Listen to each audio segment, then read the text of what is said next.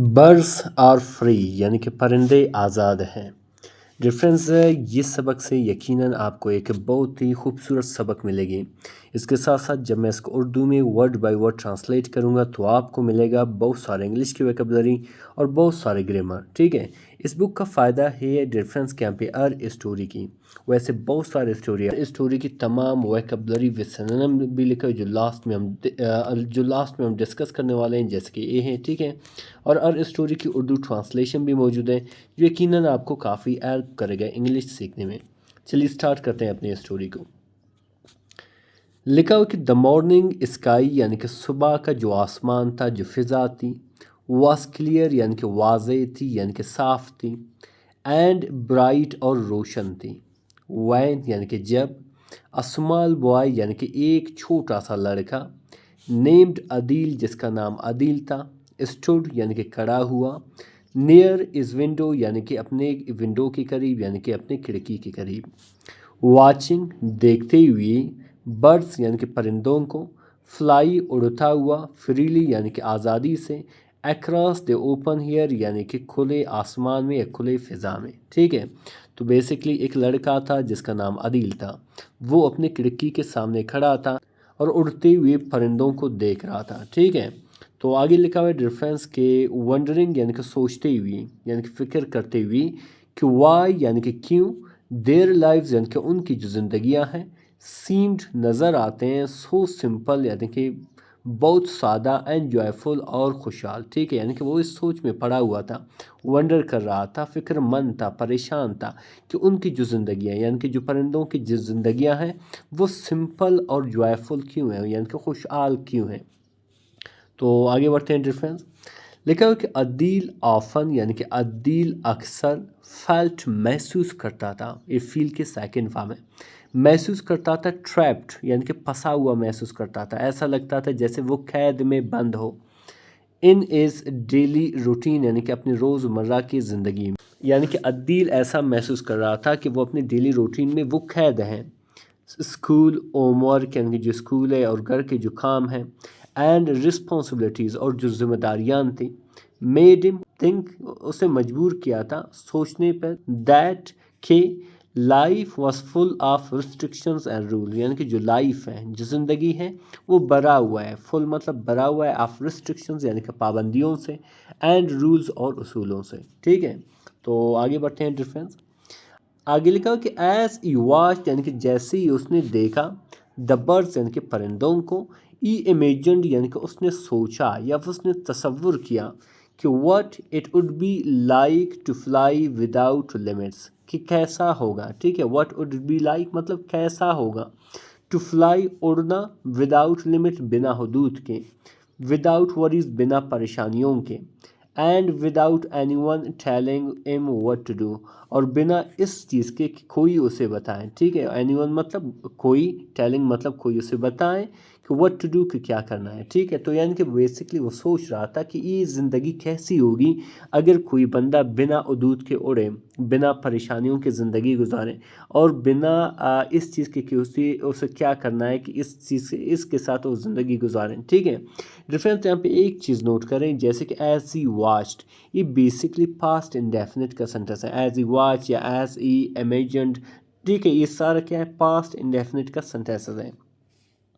तो आगे क्या लिखा डिफरेंस के आगे लिखा कि वन डे यानी कि एक दिन, ई फाउंड यानी कि उसने देखा, ए फाइंड की सेकंड फॉर्म है, इसका मैंने ये ढूंढना पाना, तो उसने पाया या देखा, अ स्मॉल इंजर्ड बर्ड, एक छोटा सा, स्मॉल मतलब छोटा सा, इंजर्ड यानी कि जख्मी, बर्ड यानी कि परिंदा, इन इस गार्डन यानी कि अपने बागीचे में, इट्स विंग्स यानी कि उसकी जो पर थे, विंग्स थे, बाजू थे, वर वीक यानी कि कमज़ोर थे, and it could not fly और ये उड़ नहीं सकता था, लाइक अदर्स दूसरों की तरह, इन द स्काई यानी कि आसमान में या फिज़ा में। ठीक है, तो आगे बढ़ते हैं difference.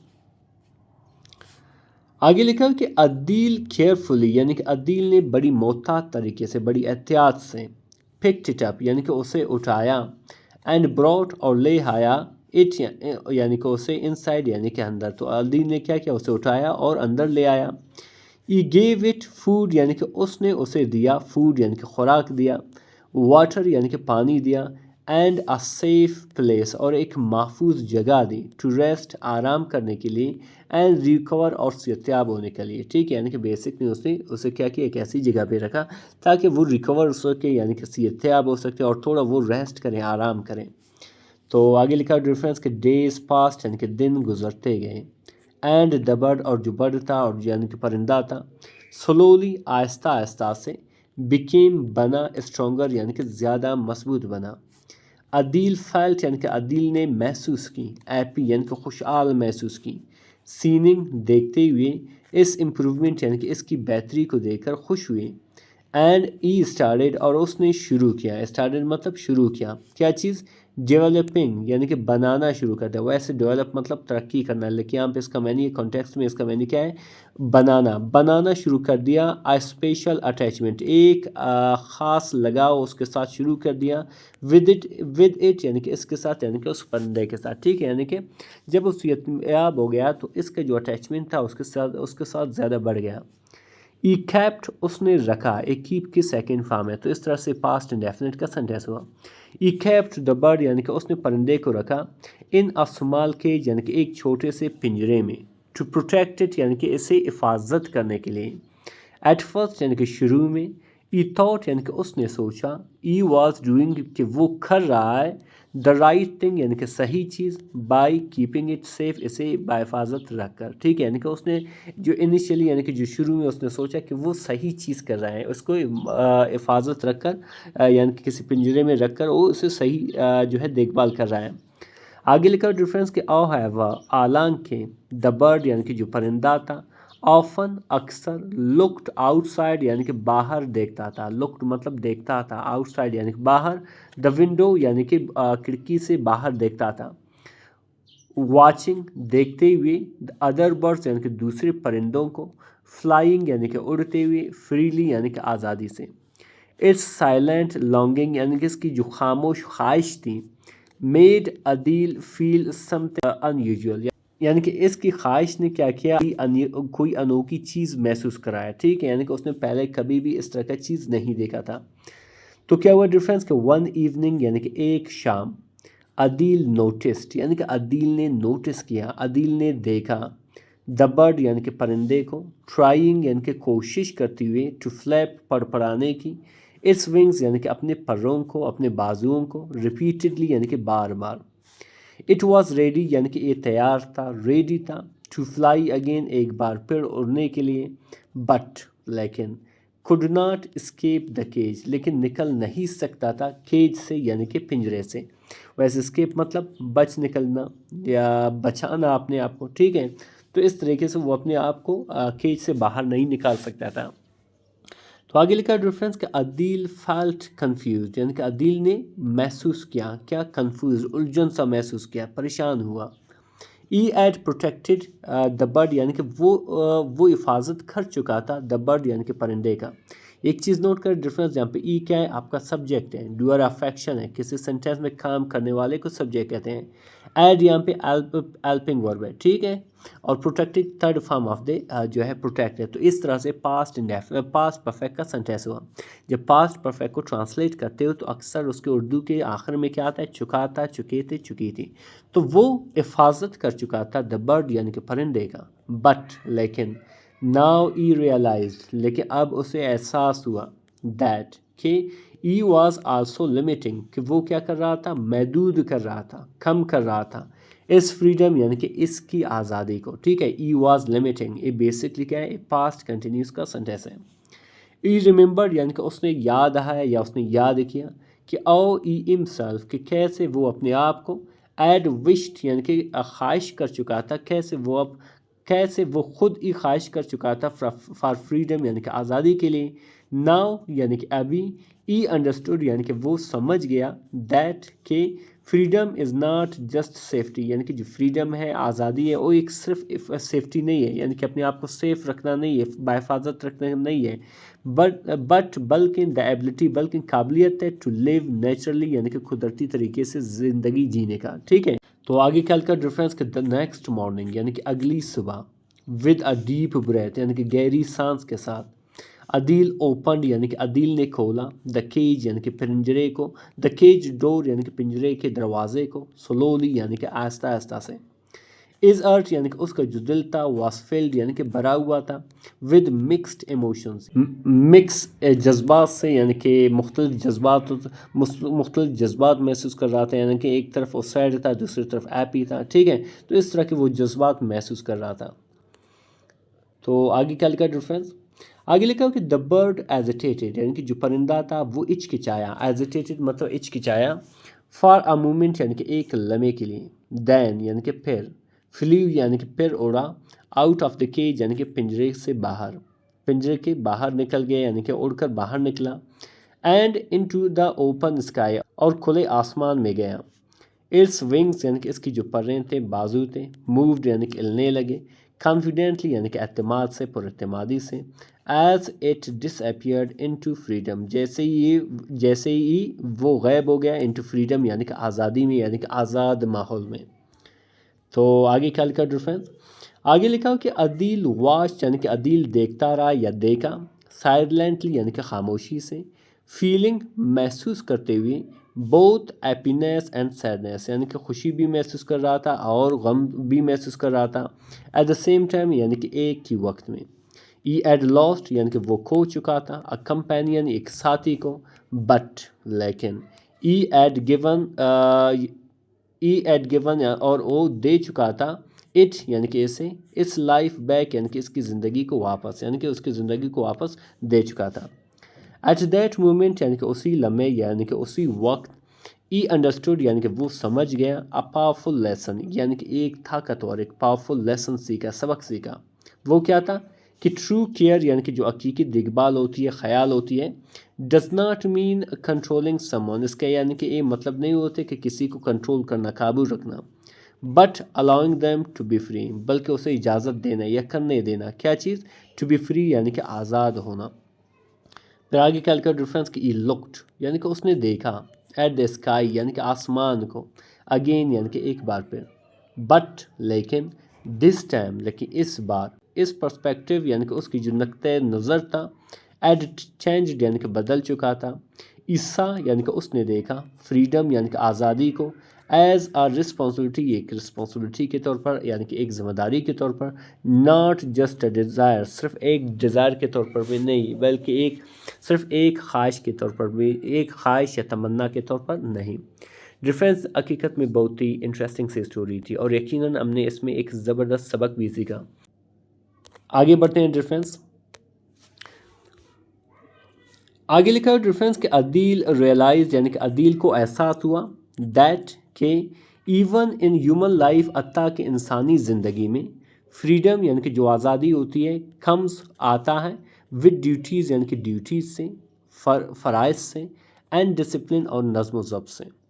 It's not about escaping rules, इसका मतलब ये नहीं होता है कि आप उसूलों से भाग जाओ या बच निकलो, बट अंडरस्टैंडिंग दम, बल्कि उन्हें समझना चाहिए, बल्कि उसे समझना है।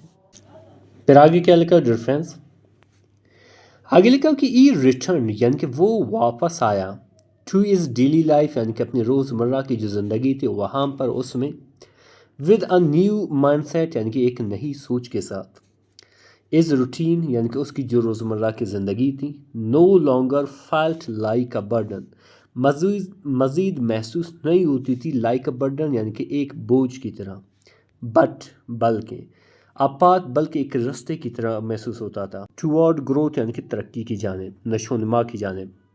The memory of the bird यानी कि जो याद थी, ऑफ द बर्ड यानी कि परिंदे की, स्टेड विद हिम यानी कि उनके साथ रहा, इट रिमाइंडेड हिम यानी कि इसने उसे याद दिलाया या याद दिला दी, दैट के एवरी वन यानी कि हर एक, डिज़र्व यानी कि मुस्तहिक हैं, द चांस यानी कि मौके का, टू लिव यानी कि ज़िंदगी गुजारने का, फ्रीली यानी कि आज़ादी से, एंड फॉलो और फॉलो करने का यानी कि पैरवी करने का, देयर ओन पाथ यानी कि अपने ही खुद के रास्ते पर, अपने खुद के रास्ते पर यानी कि अपने खुद के रास्ते पर चलने का उसे हक है, यानी कि वो मुस्तहिक हैं। आखिरी पैराग्राफ पढ़ेंगे डियर फ्रेंड्स, आखिर में लिखा हो कि दिस स्टोरी यानी कि एक कहानी, टीचेज अस, हमें सिखा देता है, प्रेजेंट इंडेफिनिट का सेंटेंस है, दैट के फ्रीडम यानी कि जो आज़ादी है, इज़ अ प्रेशियस गिफ्ट, ये एक कीमती गिफ्ट है, तोहफा है। वी मस्ट रिस्पेक्ट इट, हमें ज़रूर एहतराम करना चाहिए, इसकी इज़्ज़त करना चाहिए। फॉर आवर सेल्फ, अपने आप के लिए, एंड अदर्स, और दूसरों के लिए। बिकॉज, क्योंकि ट्रू हैप्पीनेस यानी कि जो हकीकी खुशी होती है, कम्स आता है when we allow life to flow naturally, जब हम करने देते हैं, इजाज़त देते हैं ज़िंदगी को कि वो बहें यानी कि गुजरें, नेचुरली यानी कि कुदरती अंदाज में। ठीक है, डिफरेंस अभी डिस्कस करने वाले हैं उन वोकैबुलरी को जो यहाँ पे इस्तेमाल हुआ है। सबसे पहले जो लफ्ज़ आता है वो है फ्रीली। फ्रीली कहते हैं आज़ादी से या खुले अंदाज में, जिसे हम ओपनली भी कहते हैं, इंडिपेंडेंटली भी कहते हैं। ट्रैप्ड यानी कि कैद या फंसा हुआ, जिसे हम स्टक भी कहते हैं, जिसे हम कन्फाइंड भी कहते हैं। रिस्पॉन्सिबिलिटीज़ कहते हैं ज़िम्मेदारियों को, फ़राइज़ को, जिसे हम ड्यूटीज़ भी कहते हैं, ऑब्लिगेशंस भी कहते हैं।